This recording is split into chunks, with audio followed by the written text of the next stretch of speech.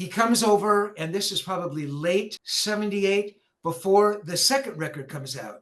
And he comes over and he has brought a cassette of the record, which hasn't been mixed yet.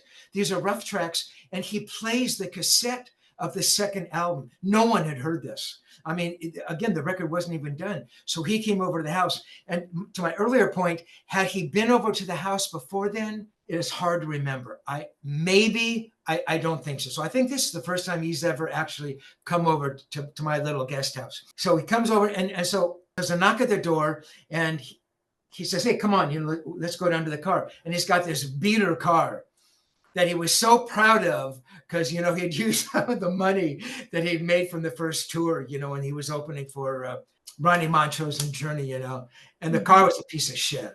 I mean, I had a better car than he did. I'm thinking, he's going to have a used BMW or something, I forget what kind of car it was. It wasn't very nice, but he was so proud of it, So we go in, and he's got this big boom box, right? This is a cassette, right? Way before CDs or anything like that. So he puts in the cassette, and, he hits play, and it's like Spinal Tap, man. He turns everything up full.